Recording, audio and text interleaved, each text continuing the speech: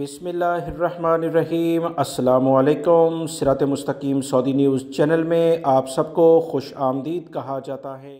سعودی محکمہ موسمیات کی جانب سے الرٹ جاری کیا گیا ہے کہ سعودی عرب میں گرد و غبار کے شدید طوفان آنے شروع ہو رہے ہیں۔ کل سے یعنی پیر سے باقاعدہ ان کا آغاز ہوگا اور اگلے جمعرات تک سعودی عرب کے مختلف علاقوں میں گرد و غبار کے شدید طوفان آئیں گے۔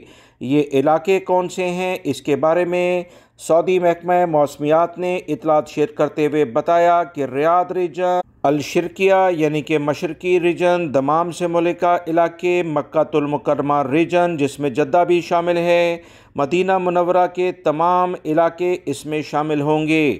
سعودی عرب کے مختلف علاقوں میں گرد و غبار کا شدید طوفان کل سے شروع ہونے جا رہا ہے، جس کے بارے میں مزید تفصیلات سعودی محکمہ موسمیات نے شیئر کرتے ہوئے بتایا کہ کل سے شروع ہونے والا طوفان اگلے جمعرات تک باقاعدہ مختلف علاقوں میں اپنا اثر دکھائے گا۔